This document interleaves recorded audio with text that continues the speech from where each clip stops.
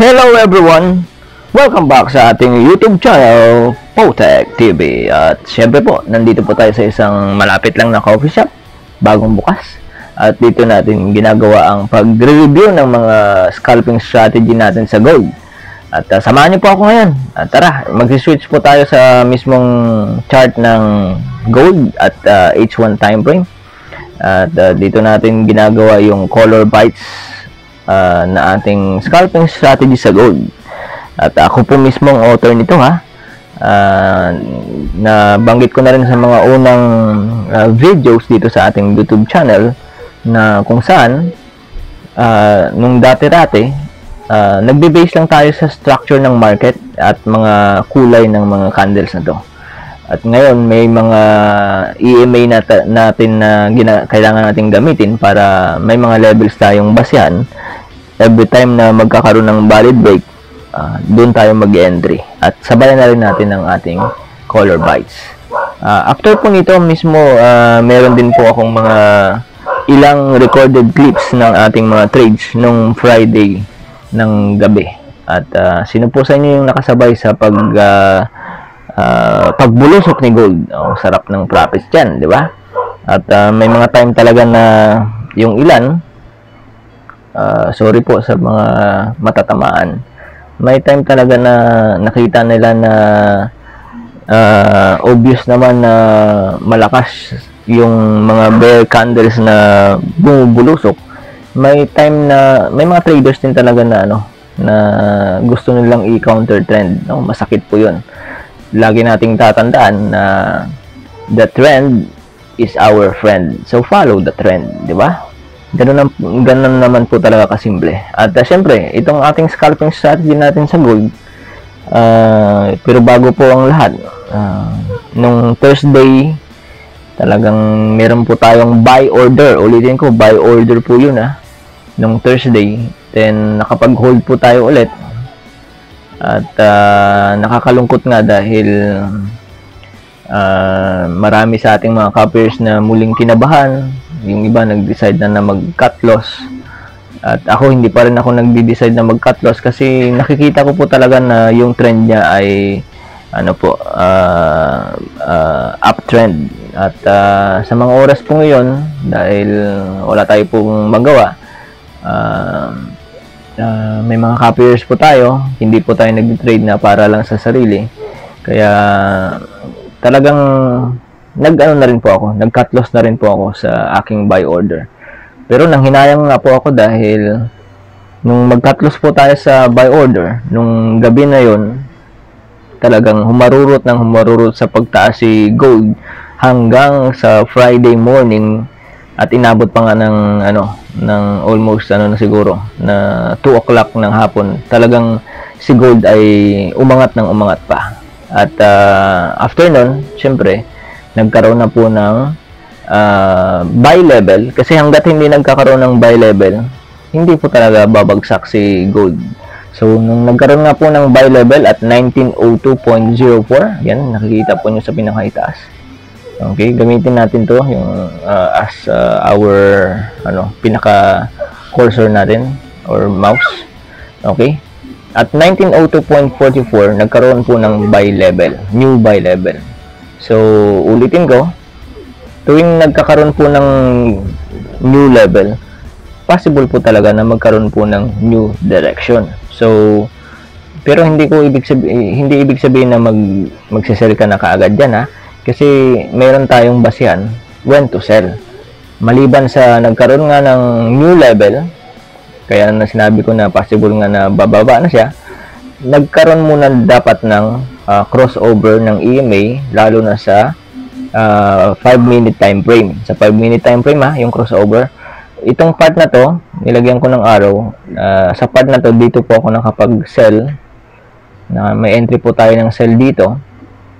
At syempre, ang basehan ko dito, yung ating formula, which is a sell formula. Pag sinabing sell formula, it consists of sell pair. Pag sinabing sell pair, merong dalawang magkaibang candle. Magkaiba. Pag sinabing magkaiba ang kulay nila. At kahit gaano kahaba yung isa maikli. Kahit any length po, basta't may part sa body nila na halos magkatapat, pares po sila. At lagi nating tatandaan, kapag cell pair po yan, sila po ay nasa resistance level. So, yung titingnan po natin, yung next candle, which is this one. Okay? Ito ay yung next candle. So, bago tayo mag-sell, kasi sell pair na yan, green plus red equals red. Ito yung third candle. Tiyakin natin na kulay red talaga bago tayo nakapag-sell. Then, kung isi-switch natin yan sa 5-minute time frame, okay, at 5-minute time frame, hintayin natin na nagkaroon ng crossover. So, sa crossover po, okay, ito yan. Yun, nauna na nga po, nauna na po yung crossover sa pinaka, kasi sa H1 po ako nag-entry. Kaya, at least, sigurado na yung sell order ko na magpa-profits kasi nagkaroon na po dito ng mga crossover ng tatlong EMA na ginagamit natin. Nagkaroon nga ng rejection pero dapat nyo pong malaman konting lang yan, dalawang lang yan, 5-minute candles, pero lumamang pa rin, nagpatuloy sa pagbaba si gold that time. So balikan natin yung mga nangyari pa sa mga oras na yan, pero bago ang lahat, okay, may screenshot tayo dito na nagpapatunay na kung saan, okay, dito po tayo nag-umpisa. Okay, yan, screenshot ko po yan, 5:17 ng Friday ng hapon. Okay, yung balance po natin is $8.04 na lang.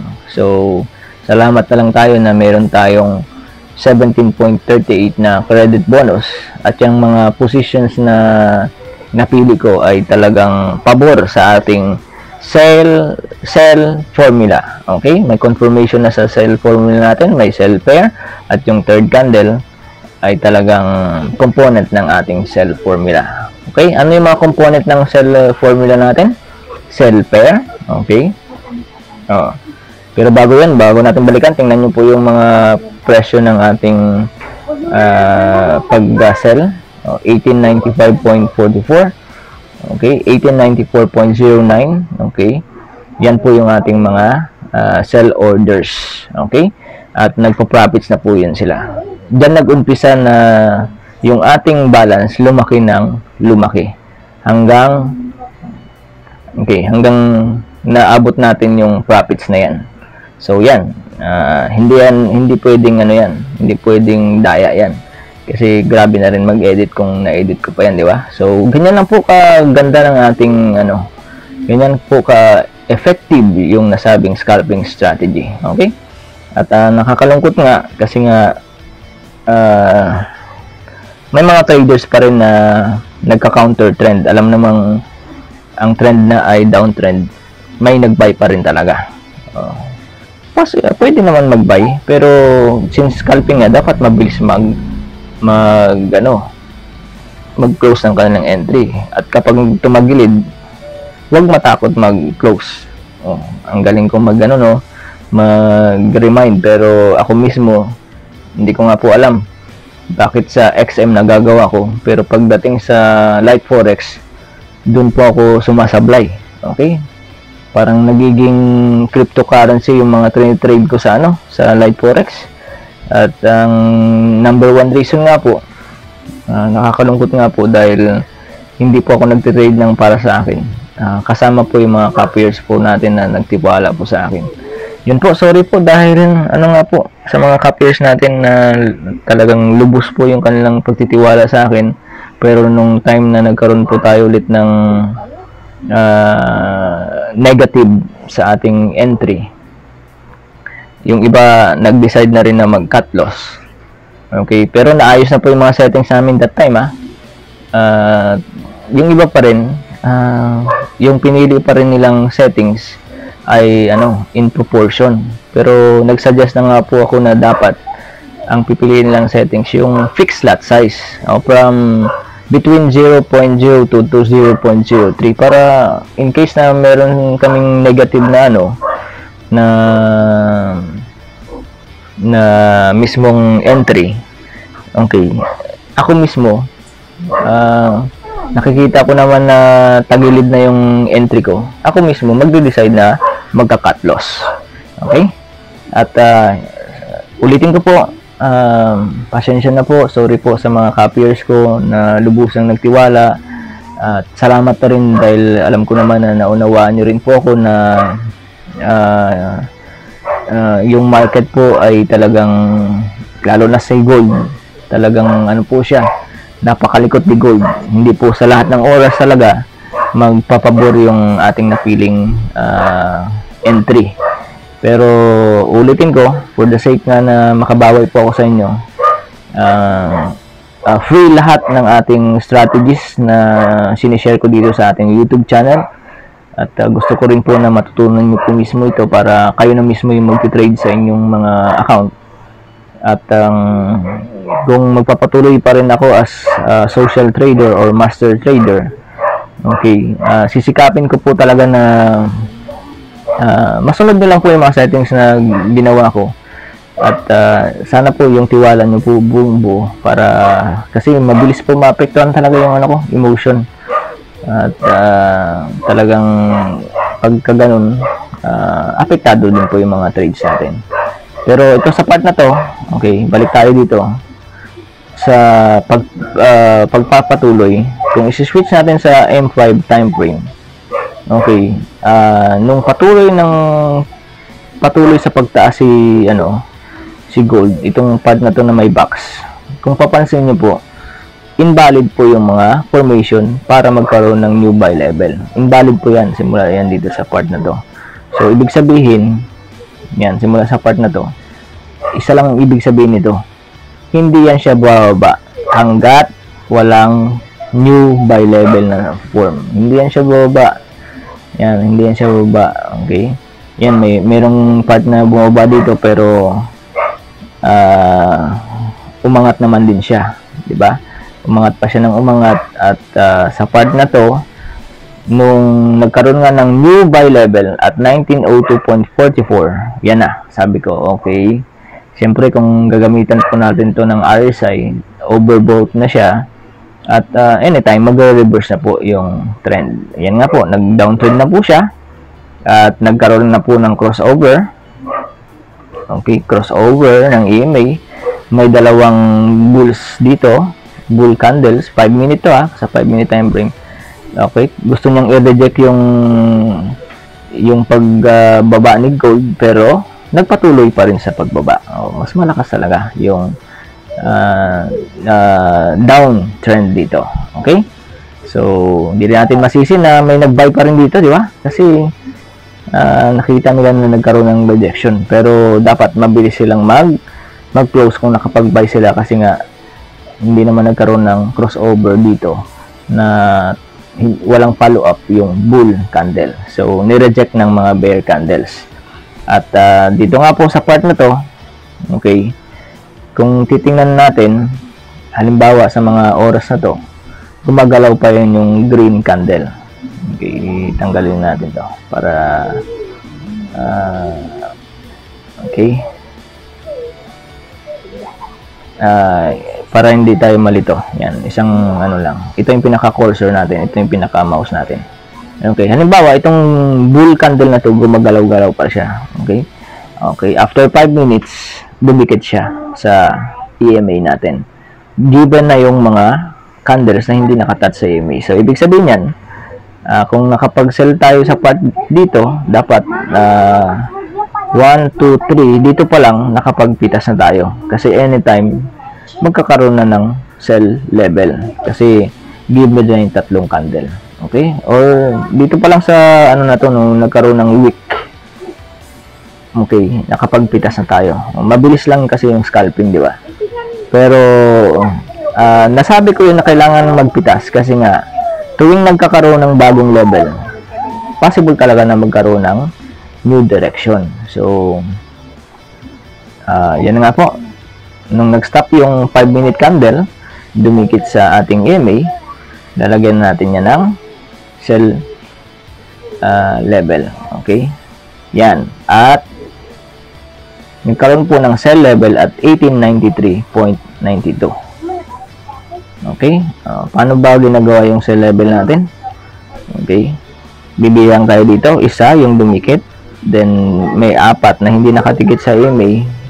Nasa baba sila. Yung pinaka mababa, yung body parts body parts. Doon natin ilalagay yung horizontal line. Yan yung cell level. Yan yung babasehan natin when to sell. Okay? Kapag na-break yung ating cell level. So, ingat nga lang tayo sa tinatawag na pulse break. Pansinin niyo po, nung nagkaroon ng new level, okay, at 1893.92, okay, na follow up ng 3 candles na to. Okay, ito bago naging red, naging green muna siya, di ba? So, alanganin pa rin mag-buy dito kasi nga hindi nagkaroon ng crossover. Okay? Ulitin ko, hindi nagkaroon ng crossover sa ating EMA. So, tuloy-tuloy pa rin sa pagbagsak si gold. So, hinintay natin confirmation candle. So, sa part na to, okay, sa part na to, nakikita natin na nagkaroon ng, ang tawag ko dito sa nag-attempt to break the sell level, tawag dito ay angry bear. So, kadalasan sinasabayan ko na to, pero medyo delikado to kasi nga may time na magkakaroon ng rejection. At mas maganda na itong third candle, which is below the sell level. Okay, yung bear candle below the sell level, dyan tayo dapat mag-sell. Hintayin natin na mag-close yan bago tayo mag-sell. So, nag-sell nga, since given na yung 1, 2, 3, 4, kailangan anytime na mag-profits na yung sell natin dyan, nakapagpitas na. Okay? So, kasi anytime magkakaroon na ng panibagong sell level. Okay, yan nga po. Nagkaroon muna ng a sort of consolidation. Nabubulol na ako. Consolidation. Pero anytime nga, dahil given na yung mga candles, sobra na ngayon sa 4, anytime magkakaroon na ng panibagong sell level. So, ito na nga po. At 1892.26, yan po yung panibagong sell level sa mga oras na yan. Nung dumikit itong 5-minute candle na, bull candle na to sa ating EMA. The rest, sobra na ngayon sa 5, or sa 4 rather, pero bibilangin natin 5 lang. Isa na nakadikit, yung 4 hindi nakadikit, yung pinakamababa, doon natin nilalagay yung horizontal line, at yan po yung tinatawag na sell level. 1892.26. So, ulitin ko, tuwing may bagong level, possible na magkaroon ng new direction. Huwag kagad-agad magbabay kung walang crossover sa ating EMA at walang rejection sa pagtaas niya. So, yun nga, nagkaroon nga ng crossover pero ang nangyari po, nagkaroon nga po ng rejection. Kulang yung crossover dito kasi meron pang upper EMA na hindi nakapag-crossover at nang dahil nga po sa dalawang bear candles na to na as rejections po. Then, nagkaroon na nga po ng confirmation sa ating sell. Okay? Ito, which is sell level, valid break na po ito kung nakapag-sell tayo dito. Okay? May green candle, matatakot ka nga ba dyan? Tingnan natin. Bibilangin natin, 1, halimbawa, nakapag-sell tayo dyan. 2, 3, 4. Okay? Kung hindi tayo dito na tiwala tayo na magpapatuloy sa pagbaba kasi wala namang crossover, di ba? At isang green candle lang yan. Hindi tayo matatakot dyan. At yun nga po, nag-profits na po yung ating sell entry. At anytime po magkakaroon ulit ng panibagong level, kaya nga nakapitas na po tayo. Okay, nagkaroon ulit ng series of a sort of consolidation. At nung dumikit itong green candle na to, yan, nagkaroon po ng sell, panibagong sell level. So, yung mga naunang sell level, okay, expire na po yan. Delete ko na rin po yan. Ito na lang yung horizontal line na gagamitin natin. So, 1, 2, 3, 4, 5. Then, yung doji na to, yan yung considered siyang may body kasi siya kaya nandyan yung pinakamababang part. So yan yung sell level natin. at nagkaroon nga ng new direction sa pag-angat niya, pero mahirap mag-buy dito kasi nga walang crossover ng ating EMA. Ni-reject po siya ng malaking bear candle. Ang tawag ko dyan ulit, angry bear, kasi nga in-attempt niyang i-break yung level natin at hinintay natin yung bear candle below the sell level. Ito, okay, ito ano siya, pwede na rin itong basihan, pero parang ano siya kasi parang doji siya, no? So kaya umangat yung sumunod na candle pero bumaba naman, pero ang sumunod bumaba siya. So ito na lang yung babasehan natin. Solid kasi yung body niya, di ba? Okay, then ayan po, nagkaroon nga po ulit ng ng rejection, pero wala pa rin nangyaring crossover sa ating EMA, kaya tuloy-tuloy pa rin siya sa pagbagsak. Okay, at dito pa lang sa part na to, kung titingnan nyo po, may basehan po na halimbawa may sell tayo dito at may mga rejection nga, hindi tayo matatakot sa ating sell entry kasi nga rejected, kung may rejection sa ating sell entry, lalo natin mga green candles na to, mga bull candles na to, tuloy-tuloy yan siya sa pagbaba kasi nga hindi siya nagkaroon, walang formation ng tinatawag na new sell level, kaya tuloy-tuloy pa rin siya sa pagbaba. Ulitin ko, wala kasing new sell level, kaya tuloy-tuloy siya sa pagbaba. Okay, matatakot lang tayo sa ating sell entry kapag naabutan ng panibagong new sell level. Okay, nakaintindi po ba ang lahat? Yan, sana isa-isa natin to, ha. At syempre po, sa part na to, wala pa rin sell level, kaya yung mga nakasell sa area na to, okay, talagang nagtiwala pa rin sa sa nakahold yung sell nila. Ang sarap niyan, tuloy-tuloy pa rin sa pagbagsak. Wala pa rin sell level dito kasi bibilangin natin 1, 2, 3, 4, kulang. Kailangan 5 lahat, pang 5. Okay, apat yung hindi nakatouch sa EMA at yung isa nakasara lang nagtouch sa EMA. So dapat 5 lahat. So walang sell level na na-form. Kaya tuloy-tuloy pa rin sa pagbagsak. Pero sa part na to, nagkaroon ng doji. Ito dapat din nating i-observe. Tuwing nagkakaroon ng doji, magkakaroon nga po ng new direction. Yan nga, umangat po siya. Pero sa tingin niyo po, tuloy ba siya sa pagtaas? Hindi naman po Kasi dalawang EMA lang yung nag-crossover. Hindi nagkaroon ng crossover sa upper EMA natin.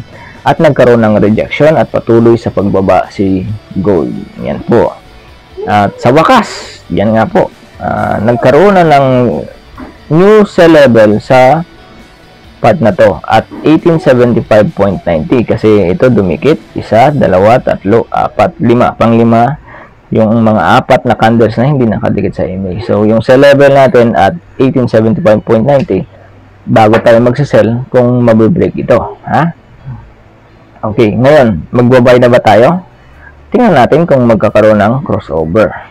So wala, hindi pa rin nagkaroon ng crossover. No crossover sa ating mga EMAs.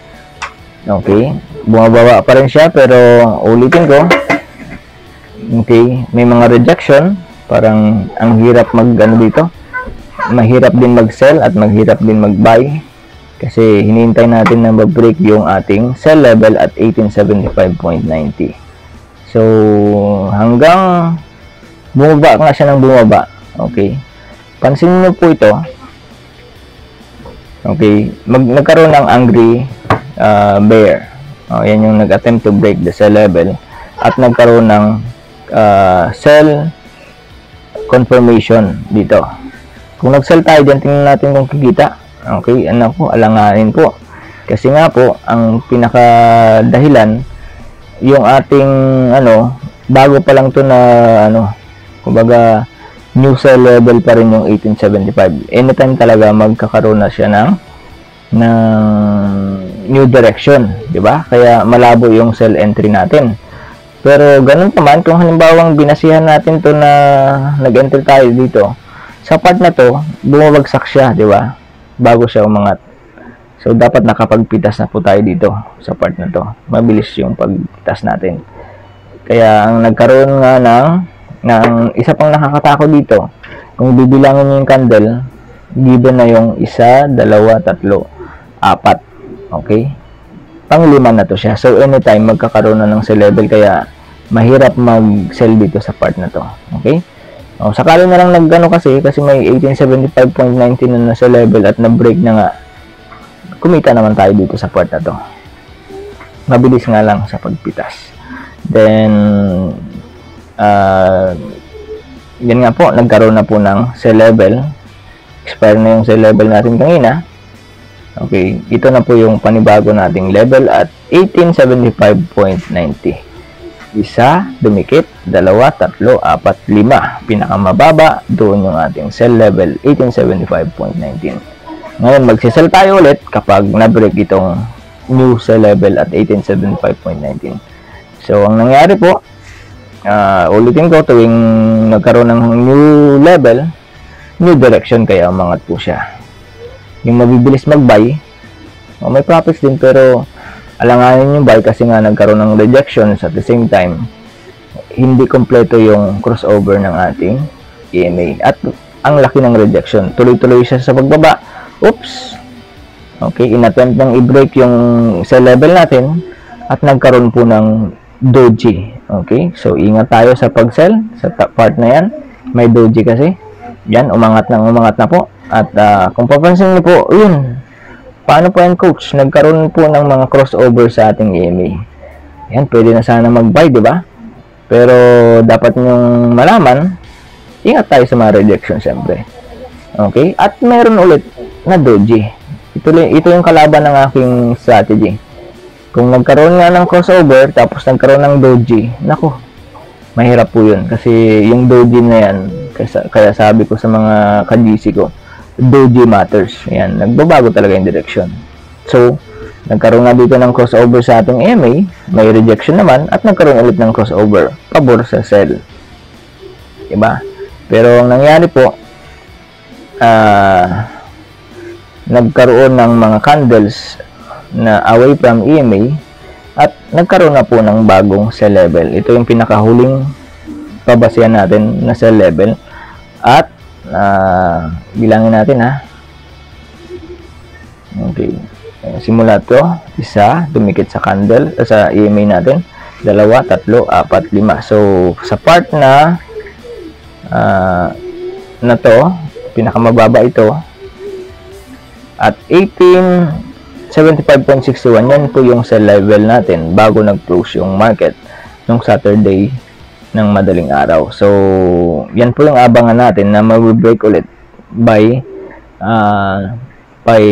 Monday morning, tomorrow, Monday morning. Pero dapat nyong malaman, ingat nga lang sa mga false break. And at the same time po, isa rin po na dapat nyong tatandaan, yung false break na tinatawag, malalaman po nyo yan kung mag-switch tayo sa higher time frame. Halimbawa, sa 5 minute, i-switch nyo po sa 15 minute, lalo na sa 1 hour, na yung mga false break po natin, weeks lang po sila. Kahit meron yan siya ditong candle na sabi natin confirmation, pero pagdating sa 1 hour time frame, week lang po siya. So, ingat po tayo sa mga false break. Ako nga po mismo ay biktima rin ng mga yung mismong false break. So, ganyan po ka-effective ang ating strategy. Sana po may natutunan po kayo. At yan nga po yung ating mga sell orders. Talagang nag-profits po tayo sa mga oras po yan. At sa mga walang time mag-trade, open pa rin po ang ating copy trading sa Light Forex. Pakibasa lang po yung ating description. Nandyan po yung link ng ating Light Forex. Mag-register po kayo, get verified. Then, bago po kayo mag-fund. At dapat po ninyong sundin yung aking recommended settings, which is, kung magka-copy kayo, dapat at least meron kayong $100 or $200 na ipang-copy sa akin. And at the same time, piliin nyo yung fixed lot size between 0.02 to 0.03. And syempre po, sana po, kung tiwala po kayo sa akin, ibigay niyo na po yung buong tiwala niyo po sa akin at sama-sama po tayong mag-generate ng profits. Yan po yung aking aim, kaya ko pinasok po yung copy trading. At ulitin ko po, i-share niyo po yung ating YouTube channel sa ibang mga traders. I-chat nyo rin po ako sa mga inquiries patungkol sa mga steps kung paano ko to ginagawa. At after po nito, panoorin nyo po yung mga history, or I mean mga recorded clips ng aking mga trades. That was Friday night. Salamat po!